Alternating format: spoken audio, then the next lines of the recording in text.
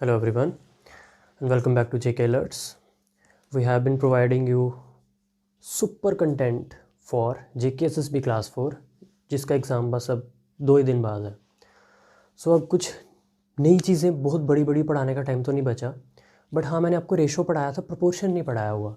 तो प्रोपोर्शन बहुत छोटी चीज़ है, बट स्टिल क्यों छोड़े हम, क्योंकि जब मैंने खुद भी तैयारी की थी तो मैंने कोई चीज़ नहीं छोड़ी थी। तो मैं यही चाहता हूँ कि आपको भी मैं पूरा कंटेंट दे दूँ। प्रोपोर्शन में कुछ नहीं है, एक ही वीडियो में कवर हो जाएगा। पहले मैं आपको बताता हूँ कि प्रोपोर्शन का मीनिंग क्या है, मतलब इसकी डेफिनेशन क्या है। अगर जो बुक्स में डेफिनेशन लिखी है उसकी बात करें तो वो ये है कि proportion is the equality of two ratios. It is the equality of two ratios, मतलब दो रेशोज होंगे अलग अलग से और उनके बीच में इज इक्वल टू की साइन होगी। फॉर एग्जांपल ऐसे समझते हैं, मान लेते हैं एक रेशो है आपके पास 1/2, है ना। रेशो को ऐसे भी लिखा जाता है, रेशो को ऐसे भी लिखा जाता है, एक ही बात है। 1:2 लिखो या 1/2 लिखो, ये हुई एक रेशो। बीच में कौन सी साइन चाहिए, इज इक्वल टू की, वो बाद में डालते हैं। पहले इसके बराबर की एक रेशो लिख लेते हैं, वो आ गई हमारी 6/12। 6/12 भी कट के क्या बन जाएगा, 1/2 ही तो बनेगा। 6 1 6 2 लेकिन काटना नहीं है। ये दोनों बराबर हैं, मैं जानता हूँ ये दोनों बराबर हैं, तो अगर बीच में बराबर हैं तो बीच में कौन सी साइन आएगी, इज इक्वल टू की। तो हम बोलते हैं ये क्या फॉर्म कर रहे हैं, ये प्रोपोर्शन फॉर्म कर रहे हैं। एक तरीका इसको ऐसे लिखने का, दूसरा तरीका जैसे बुक्स में लिखा होगा वो कैसा होगा कि वो इज इक्वल टू की जगह डालते हैं प्रोपोर्शन की साइन। प्रोपोर्शन की साइन कैसे होती है, ऐसे, ठीक है। रेशो की साइन डाली 2 बार और यहाँ पे आ जाएगा 6:12। तो ये भी लिख सकते हैं हम प्रोपोर्शन, और ऐसे भी लिख सकते हैं, मतलब दोनों तरीके हैं प्रोपोर्शन को लिखने के। बोल सकते हैं हम 1:2 इज इन प्रोपोर्शन विद 6:12। और ये बात सही भी है, क्योंकि ये भी तो 1/2 ही है और ये भी 1/2 ही है, तो दोनों बराबर ही तो थे। लेकिन यहाँ से हमें समझने वाली चीज़ें क्या हमारे काम की, कि अगर हमें बोला होगा ये चीज़ें प्रोपोर्शन में हैं, तो यहाँ से एक बात डेफिनेट होगी कि प्रोडक्ट ऑफ एक्सट्रीम्स किसके बराबर होगा, प्रोडक्ट ऑफ मीन्स के।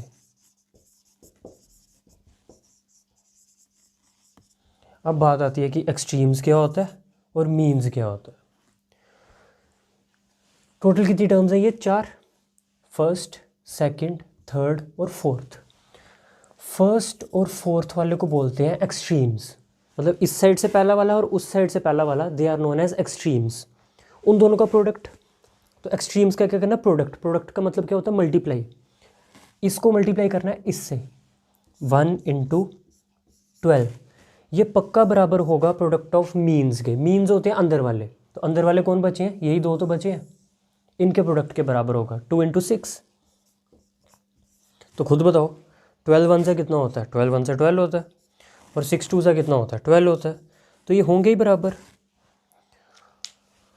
ऐसा क्वेश्चन आ सकता है कि आपको 4 नंबर दे देगा, कुछ भी दे देगा, पूछेगा ये प्रोपोर्शन बनाते हैं कि नहीं। तो अगर प्रोडक्ट ऑफ एक्सट्रीम्स बराबर आ जाएगा प्रोडक्ट ऑफ मीन्स के, तो मैं बोलूँगा पक्का बनाते हैं। अगर नहीं आएगा तो मैं बोलूँगा नहीं बनाते। जैसे कोई रैंडम नंबर ले लेते हैं, आपसे पूछेगा अगर वो कि बताओ 3 4 6 और 9 क्या ये प्रोपोर्शन बनाते हैं, तो आपने कुछ नहीं करना, आपने पहले वाले को लास्ट से मल्टीप्लाई करना है, तो वो एक्सट्रीम्स का प्रोडक्ट निकल जाएगा। तो 3 9 ज़ा 27, और फिर मीन्स का प्रोडक्ट क्या आ जाएगा, 6 4 ज़ा 24। क्या ये दोनों बराबर आए, 27 24 के बराबर नहीं होता, तो ये दोनों बराबर नहीं है, इसका मतलब ये प्रोपोर्शन नहीं बनाते, they do not form proportion.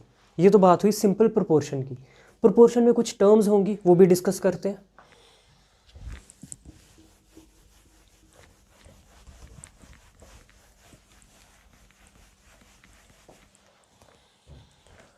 आपसे 3 चीज़ें पूछेगा वो क्वेश्चन में, या तो फोर्थ प्रोपोर्शनल,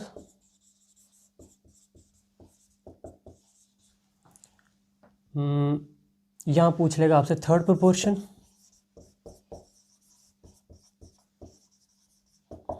या आपसे पूछा जाएगा मीन प्रोपोर्शन। तीनों के मतलब बता देता हूँ क्या होता है। फोर्थ प्रोपोर्शन तो बहुत ईजी है। मान लेते हैं 4 नंबर्स हैं, नंबर्स के अल्फ़ाबेट्स मान लो A B C और D। बोला हुआ है कि ये प्रोपोर्शन में है, तो A B और C की वैल्यू दी होगी। आपसे पूछेगा चौथा वाला बताओ, यही तो है चौथा वाला, ये पहला है, ये दूसरा है, ये तीसरा है, तो फोर्थ वाला तो यही आपसे D की वैल्यू पूछेगा। तो हमें पता है कि अगर ये 4 चीज़ें प्रोपोर्शन में हैं तो पहले का और आखिरी का प्रोडक्ट किसके बराबर होता है, बीच वाले दो के प्रोडक्ट के। तो अगर आपको D की वैल्यू पूछेगा तो क्या ही करना है, B इंटू सी अपॉन ए। तो ये आपको रट्टा मारने की भी ज़रूरत नहीं है, ये तो आप ऑन स्पॉट भी निकाल सकते हो वहाँ पे, कि अगर आपको फोर्थ वाला नंबर निकालना है तो इजीली निकाल सकते हो। जैसे कोई क्वेश्चन मैं करवाऊँगा, ऐसे नोट कर लो आपकी फोर्थ प्रोपोर्शन निकालने के लिए ये सीधा फॉर्मूला है, रट्टा मत मारो यार, आप ऑन स्पॉट निकाल लेना, फॉर्मूला याद करने की ज़रूरत नहीं है। फॉर्मूला करना सिर्फ मीन प्रोपोर्शन का याद, वो भी कहाँ से है वो भी बताऊँगा। फोर्थ प्रोपोर्शन का मतलब समझ लो कि चौथी टर्म पूछेगा। 3 आपको क्वेश्चन में दी होंगी, 3 नंबर आपको क्वेश्चन में दिए होंगे, चौथा पूछेगा। तो चौथा आपको पता कैसे निकलता है, पहले वाले को मल्टीप्लाई करना होता है चौथे से और इन दोनों को आपस में मल्टीप्लाई करना होता है, और ये दोनों बराबर होते हैं क्योंकि ये प्रोपोर्शन में दिए होंगे। अब आ जाते हैं थर्ड प्रोपोर्शन पूछेगा तो कैसे निकालना है। हमें पता है प्रोपोर्शन के लिए कितनी टर्म्स चाहिए, 4। तो फिर वो थर्ड प्रोपोर्शन जब भी पूछेगा ना तो 4 टर्म्स नहीं होंगी, 3 ही टर्म्स होंगी। तो ऐसे प्रोपोर्शन को बोलते हैं कॉन्टिन्यूड प्रोपोर्शन। देखो जो नॉर्मल प्रोपोर्शन होता है उसमें 4 टर्म्स होती हैं, A B C और D। उसमें वो आपको क्या पूछेगा, फोर्थ प्रोपोर्शन पूछेगा। लेकिन कुछ प्रोपोर्शन ऐसे होते हैं जिनके पास सिर्फ 3 ही टर्म्स होती हैं, जैसे A B C। अब 3 टर्म से प्रोपोर्शन कैसे बनाना होता है, 3 टर्म से प्रोपोर्शन बनाना होता है बीच वाली टर्म को 2 बार लिख के। तो ये बन जाएगा A B B C। ऐसे प्रोपोर्शन का स्पेशल नाम डाला गया है, इसको बोलते हैं कॉन्टिन्यूड प्रोपोर्शन, कंटिन्यूड प्रोपोर्शन। ये चीज़ें आपसे पूछी नहीं जाएंगी कि कंटिन्यूड प्रोपोर्शन क्या होता है, ऐसा लिख देगा कि 3 नंबर दे देगा, बोल देगा they are in continued proportion. तो वहाँ एग्जाम में आप कंफ्यूज ना हो जाओ कि यार कंटिन्यूड प्रोपोर्शन क्या चीज़ है, तो कुछ नहीं होती, उसमें 3 नंबर होते हैं। अब हमने 3 के क्या बनाने होते हैं, 4। तो वो कैसे बनते हैं, बीच वाले नंबर को 2 बार लिख के। तो अब क्या ही करना है, आपसे क्या पूछा जा रहा है, थर्ड प्रोपोर्शन।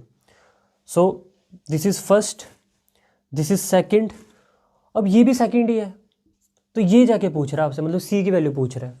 तो कुछ नहीं करना, आपको पता है कि इन दोनों को मल्टीप्लाई करना होता है, तो A इंटू सी बराबर इन दोनों को मल्टीप्लाई करना होता है।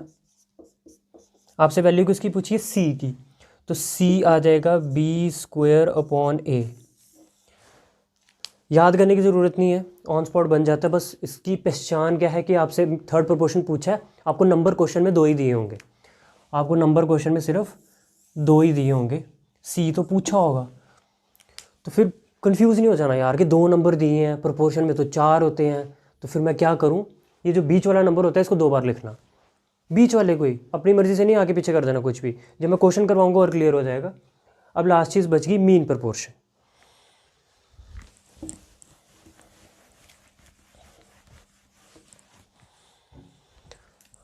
तो मीन प्रोपोर्शन भी जब वो पूछेगा तो आपको 2 ही नंबर देगा।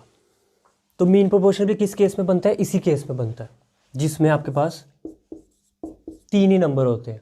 तो जब 3 ही नंबर होते हैं तो हमने इसके सबसे पहले 4 बनाने होते हैं। कैसे बनते हैं, बीच वाले नंबर को 2 बार लिख के। और मीन प्रोपोर्शन आपको पता है, बीच वालों को ही तो मीन्स बोला जाता है। तो वो आपसे इस बार किसकी वैल्यू की डिमांड कर रहा है, बी की वैल्यू की, मतलब वो इसकी वैल्यू चाहता है आपसे। आपको पेपर में कौन कौन सी वैल्यू आ जाएगी, ए और सी। वो आपसे बी की वैल्यू पूछेगा क्योंकि वो आपसे मीन प्रोपोर्शन पूछ रहा है, ना फोर्थ पूछ रहा है ना थर्ड पूछ रहा है, मीन पूछ रहा है। मीन होते हैं बीच वाले, तो बीच में एक ही नंबर आ रहा है बट हमने इसको 2 बार लिख लेना होता है। तो फॉर्मूला तो हमें पता है कि इन दोनों को आपस में मल्टीप्लाई करना होता है और इन दोनों को करना होता है।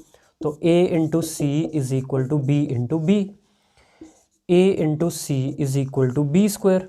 लेकिन आपको बी स्क्वायर की वैल्यू थोड़ी चाहिए, आपको बी की वैल्यू चाहिए, तो दोनों तरफ क्या लेना पड़ेगा, रूट। तो b की वैल्यू आ जाएगी under root of a into c. बस ये फॉर्मूला आप याद कर लो कि मीन प्रोपोर्शन जब भी निकालने को आए तो जो आपको 2 नंबर्स दिए होंगे उनको रूट में रख के मल्टीप्लाई कर दो, ख़त्म बात। 2 नंबर दिए होंगे इसके केस में भी, इसके केस में भी 2 नंबर दिए होंगे, इसके केस में भी 2 नंबर दिए होंगे। लेकिन उसमें वैल्यू पूछी होगी सी की और इसमें वैल्यू पूछी होगी बी की और ऊपर वाले में वैल्यू पूछी होगी डी की। ज़्यादा फर्क नहीं है तीनों में। अब एक क्वेश्चन करते हैं विद एक्चुअल वैल्यूज़, फिर देखते हैं कि आपको समझ आती है बात कि नहीं। ज़रूरी है लेकिन ये पढ़ना बहुत इंपॉर्टेंट नहीं है।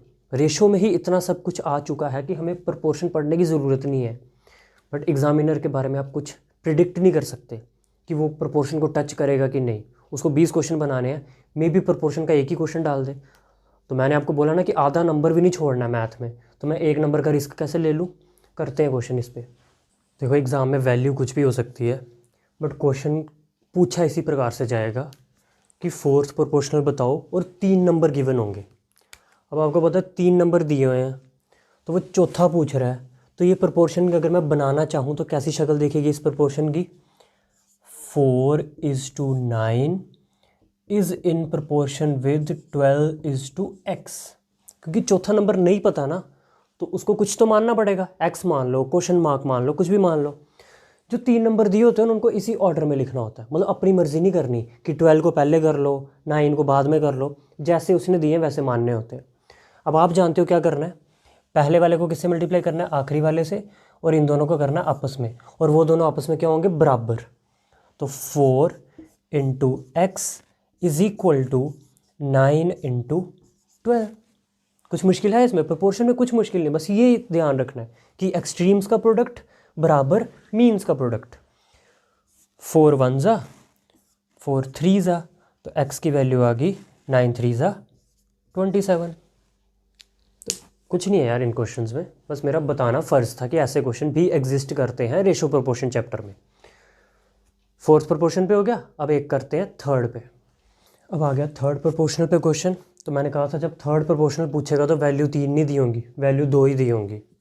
तो अगर इसका मैं प्रोपोर्शन बनाने की कोशिश करूं तो थर्ड प्रोपोर्शनल पूछ रहा है ना वो आपसे, और वैल्यू 2 दी है, तो आपको पता है एक वैल्यू को कितनी बार लिखना है, 2 बार। तो कैसे लिखूंगा इसको मैं, 16:36 is in proportion with 36:x। जो वैल्यू सेकंड नंबर पे आ रही होती है उसको रिपीट करना होता है, तभी तो ये कंटिन्यूड प्रोपोर्शन कहलाता है। ऐसे प्रोपोर्शन को कंटिन्यूड प्रोपोर्शन बोलते हैं जिसके मीन्स दोनों सेम हो। और उसने तो 2 ही टर्म्स दी थी, मुझे 4 क्रिएट करनी थी, तो वो मेरे से कौन सा प्रोपोर्शन पूछ रहा है, थर्ड। आप बोलोगे ये तो चौथे नंबर पे आ रहा है। यार प्रोपोर्शन कंप्लीट करने के लिए 4 टर्म्स तो बनानी पड़ती हैं, बट ये दोनों का नंबर अलग अलग मत मानो, ऐसा बोल सकते हो आप। निकलेगा ये थर्ड प्रोपोर्शन ही। तो प्रोसीजर वही है, 16 multiplied by x is equal to 36 × 36। 36 × 36 multiply मत करो, 16 से काट लेते हैं ना। 16 किस टेबल से आता है, 4 के टेबल से। 4 4 ज़ा 4 9 ज़ा 4 1 ज़ा 4 9 ज़ा, तो x की वैल्यू आ गई 9 9 ज़ा 81। तो थर्ड प्रोपोर्शन निकल गया। अब कर लेते हैं मीन प्रोपोर्शन पे क्वेश्चन। मतलब प्रोसीजर जानना सिर्फ आपको, तरीका क्वेश्चन करने का बस। वैल्यू कुछ भी हो सकती है, वैल्यू सिंपल भी हो सकती है, वैल्यू रूट वगैरह में भी हो सकती है। मेथड यही है कि फर्स्ट वाला नंबर तो एज इट इज़ आएगा, सेकंड वाले को लिखना पड़ता है 2 बार, और फिर ये जाके थर्ड प्रोपोर्शन बनता है। अब आ गया क्वेश्चन मीन प्रोपोर्शन पे। सीधा फॉर्मूले से कर सकते हैं, b बराबर √ऑफ a × c। बाकी अगर इसका प्रोपोर्शन बनाना है तो वो कैसे बनता है आपको पता है। इस पर कौन सी वैल्यू मिसिंग होगी, बीच वाली। मतलब ये फर्स्ट वैल्यू है और ये फोर्थ वैल्यू है, आपके पास सेकंड और थर्ड वैल्यू है ही नहीं। और आपको पता है सेकंड और थर्ड वैल्यू सेम होती है, क्योंकि ये कौन सा प्रोपोर्शन बनता है, कंटिन्यूड प्रोपोर्शन। तो इसका प्रोपोर्शन बनाने को कोई बोले तो क्या बनेगा, 0.08 (x) is in proportion with x is to 0.18। वो x मैंने क्वेश्चन में क्या मान लिया, b। मतलब प्रोपोर्शन की शक्ल ऐसी दिखेगी अगर बनाने को कोई बोल दे कि आपके पास वो x पता ही नहीं है, बीच वाला नंबर, उसी को मीन प्रोपोर्शन बोलते हैं। कुछ नहीं करना आपको, a और c की वैल्यू डाल दो और रूट में रखो। तो √ऑफ a कितना है आपका 0.08 और c कितना है 0.18। तो डेसिमल हटा लेते हैं, ये क्या बन जाएगा, ये बन जाएगा 8/100 और ये बन जाएगा 18/100।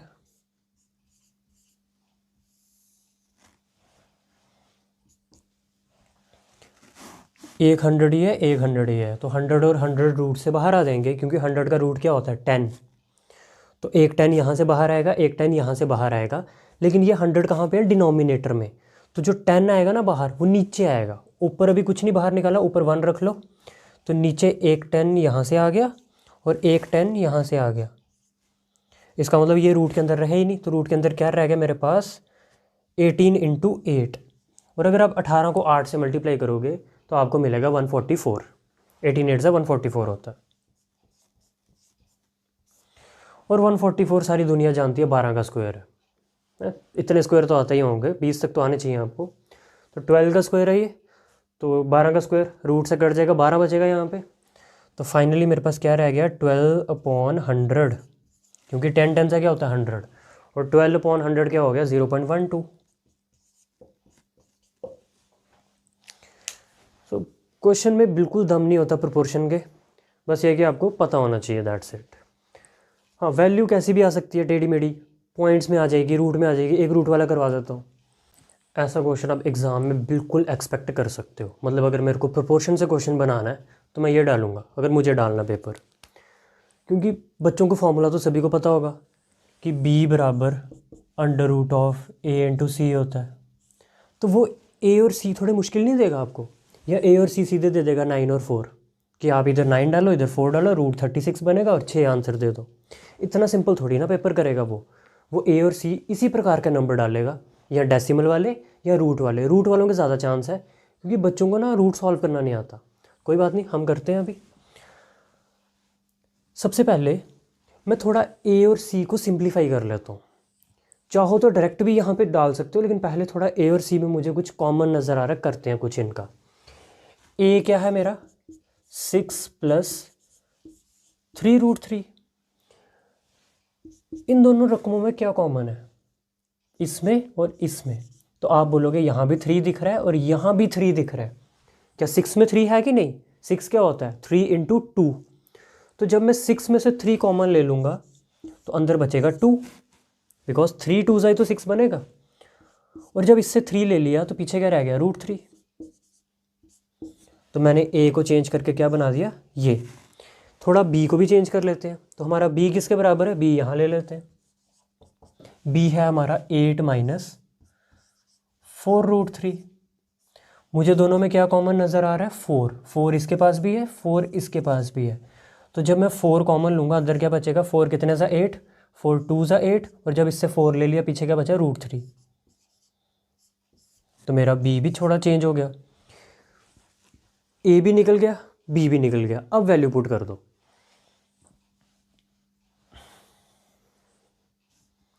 तो कुछ फ़र्क नहीं पड़ता, इसको b बोल लो c बोल लो, हम चलो c मानते हैं ना, इसको हम a मानते हैं, इसको c मानते हैं, चलो इसको c कर लो।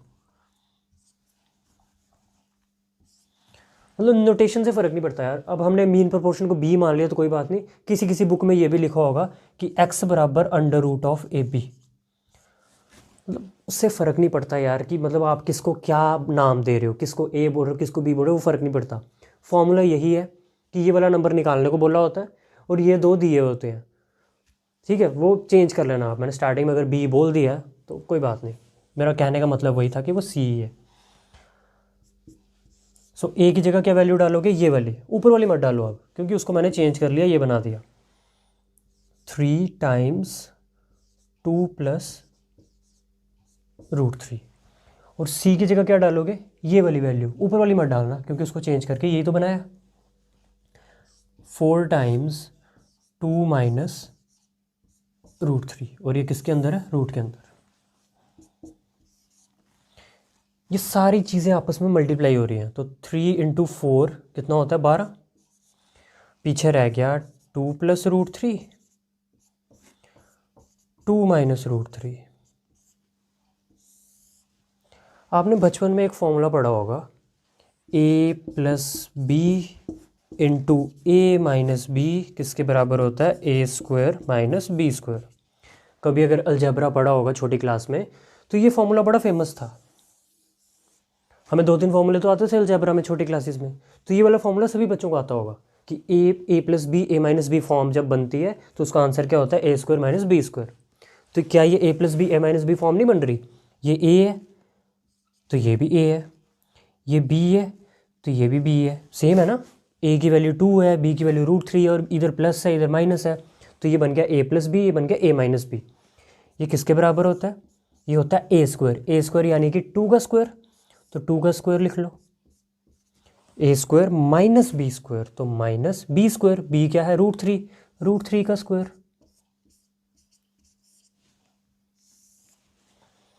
सो ये आ गया √12। 2 का स्क्वायर क्या होता है? 2 का स्क्वायर होता है 4, माइनस √3 का स्क्वायर क्या होता है? स्क्वायर से रूट कट जाता है, तो √3 का स्क्वायर होता है 3। 4 में से 3 गए 1, और 12 इंटू 1 क्या होता है? 12, तो इसका आंसर बन रहा है √12। अब हो सकता है आपको √12 ऑप्शन में ना दिखे, √12 दिख जाए तो बहुत अच्छी बात है, लेकिन अगर √12 ऑप्शन में नहीं है तो √12 को मैं मोल्ड कर सकता हूँ। 12 को मैं तोड़ के लिख सकता हूँ 4 इंटू 3। कर सकते हो इतना काम कि नहीं? 12 can be written as 4 into 3, और 4 का रूट मैं बाहर निकाल सकता हूँ, क्योंकि 4 किसका स्क्वायर है? 2 का। तो जब 4 रूट से बाहर आएगा तो वो बनेगा 2, और रूट के अंदर कौन रह जाएगा? सिर्फ 3। तो यहाँ तो √12 ऑप्शन में दिख जाएगा या 2 √3 ऑप्शन में दिख जाएगा, दोनों में से जो दिख जाए वो लगा देना। सो ये क्वेश्चन एग्जाम में बन सकता है, बिकॉज यहाँ पे कुछ चीज़ें आपको आनी चाहिए थी। एक अलजेब्रा का फॉर्मूला आना चाहिए था, दूसरा थोड़ा रूट को आपस में मल्टीप्लाई वगैरह करना आना चाहिए था। ये मैंने कैसे क्वेश्चन किया? मैंने ए और सी को पहले थोड़ा सिंप्लीफाई किया, डायरेक्टली मल्टीप्लाई करके भी आंसर आ जाता है। बोलो तो मैं कर देता हूँ, कर ही देता हूँ।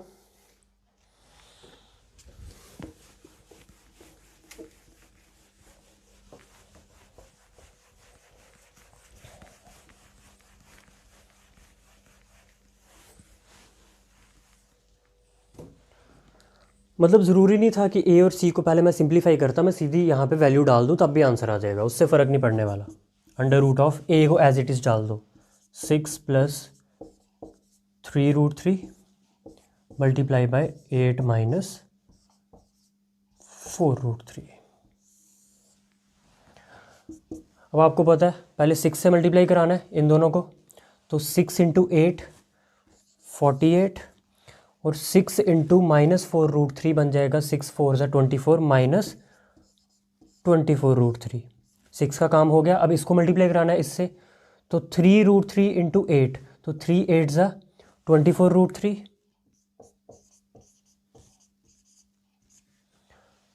3√3 मल्टीप्लाइड बाई -4√3, तो 3 4 ज़ा बन जाएगा 12, और √3 मल्टीप्लाई बाई √3 होता है 3, तो 12 इंटू 3।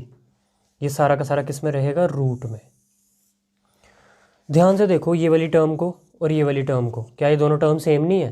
तो ये माइनस किया, ये प्लस किया, कैंसिल। सो ये आ गया अंडर रूट ऑफ 48 माइनस 12 3 ज़ा 36, 48 में से 36 के 12, √12, और √12 को हमने तोड़ के लिखा था √4 इंटू 3, और 4 को जब बाहर निकाला था तो बन गया था 2√3। तो इस क्वेश्चन का आंसर 2√3 भी हो सकता है, √12 भी हो सकता है, डिपेंड करता है ऑप्शन में क्या दिया है। ऐसा मैं क्यों नहीं पहले डायरेक्टली बताया आपको? क्योंकि यहाँ पे कुछ रूट्स को आपस में मल्टीप्लाई करना था जो आपको शायद ना पता हो, कि आप जब √3 को √3 से मल्टीप्लाई करते हो तो 3 बन जाता है। √3 मल्टीप्लाई बाई √3 इज़ 3। कैसे बनता है? कि इन दोनों के ऊपर रूट है ना, तो ऐसे हम कर सकते हैं कि इन दोनों का रूट कंबाइन कर लो, मतलब एक सिंगल रूट कर सकते हो आप। जब दो अलग अलग चीज़ों पे रूट हो और बीच में मल्टीप्लाई की साइन हो तो दोनों का रूट कंबाइन कर सकते हो, कोई गलत नहीं है। 3 इंटू 3 क्या होता है? 9, ये बन जाएगा √9, और √9 किसके बराबर होता है? 3 के, क्योंकि 9 किसका स्क्वायर है? 3 का। तो हमने सीधा याद रखा हुआ है √3 इंटू √3 3 होता है। सिर्फ 3 के लिए ट्रू नहीं है, ये 2 के लिए भी है, कि √2 मल्टीप्लाई बाई √2 2 होता है। तो वही चीज़ मैंने यहाँ पे की, जब मैंने इसको इससे मल्टीप्लाई किया तो 3 को 4 से किया तो 12 आ गया, और √3 को √3 से किया तो 3 आ गया। सो जैसे मर्जी करो, आंसर 2√3 आना है। यही था प्रोपोर्शन में। बाकी इससे ज़्यादा रेशो प्रोपोर्शन में क्या ही चीज़ें हैं, एक सब डुप्लीकेट ट्रिप्लीकेट रेशो भी होता है, चलो वो भी बता देता हूँ। मतलब ख़त्म करते हैं सब।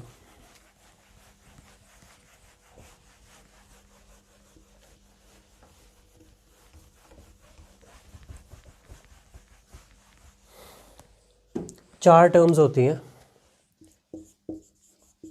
डुप्लीकेट रेशो, सब डुप्लीकेट रेशो,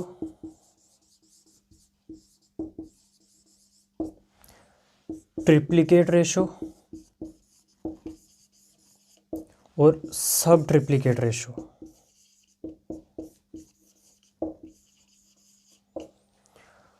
डुप्लीकेट रेशो पे कैसे क्वेश्चन बनता है, आपको कोई रेशो दे देगा वो, जैसे दे दी मान लो 2:3 और आपको बोलेगा 2:3 की क्या निकाल के दो, डुप्लीकेट रेशो निकाल के दो। तो आपने कुछ नहीं करना, डुप्लीकेट रेशो निकालने के लिए इन दोनों का स्क्वायर कर दो। तो 2 का स्क्वायर क्या होता है 4 और 3 का स्क्वायर क्या होता है 9, 4:9 आ गई इसकी डुप्लीकेट रेशो। अगर सब डुप्लीकेट रेशो पे क्वेश्चन आ गया और बोलता आपको कि 64:49 की सब डुप्लीकेट रेशो निकाल दो, तो डुप्लीकेट के लिए क्या किया था स्क्वायर, तो सब डुप्लीकेट के लिए क्या करना होता है स्क्वायर रूट, मतलब इन दोनों का क्या निकाल दो, रूट निकाल दो। तो जब इसका भी रूट निकालोगे, इसका भी रूट निकालोगे, तो 64 किसका स्क्वायर होता है 8 का, और 49 किसका स्क्वायर होता है 7 का। तो आपका आंसर आ जाएगा 8:7। सिर्फ डुप्लीकेट लिखा होगा तो इन नंबर्स का क्या करना है स्क्वायर, और सब डुप्लीकेट लिखा होगा तो इन नंबर्स का क्या कर दो स्क्वायर रूट। इसमें करना है स्क्वायर रूट और उसमें करना है स्क्वायर। ट्रिप्लीकेट में क्या करना होता है क्यूब। जैसे आपको कोई बोल दे कि 4:5 की ट्रिप्लीकेट रेशो निकाल दो, तो कुछ नहीं करना, 4 का क्यूब कर दो। क्यूब होता है 4 को 3 बार मल्टीप्लाई करो, 4 4 ज़ा 16, 16 4 ज़ा 64, तो 4 का क्यूब होता है 64 और 5 का क्यूब होता है 125। ट्रिप्लीकेट के लिए क्या करना है क्यूब करना है, और डुप्लीकेट के लिए क्या करना है स्क्वायर करना है। नाम से ही पता चल रहा है, डुप्लीकेट 2 से बना है, ट्रिप्लीकेट 3 से बना, तो क्यूब कर दो। सब ट्रिप्लीकेट में क्या करना होता है क्यूब रूट लेना होता है। जैसे आपको बोल देगा सब ट्रिप्लीकेट निकाल दो 343 की और 512 की, find the sub triplicate ratio of 343 and 512। तो आपको क्या लेना है दोनों का क्यूब रूट। यहाँ पे क्या किया था, यहाँ पे किया था क्यूब, तो यहाँ पे क्या करना पड़ेगा क्यूब रूट। तो क्यूब रूट भी लेना आता है हमें, 343 का भी क्यूब रूट ले लो और 512 का भी क्यूब रूट ले लो। तो 343 किसका क्यूब होता है 7 का, तो इसका बन जाएगा 7, और 512 किसका क्यूब होता है 8 का, 7:8 आंसर आ जाएगा।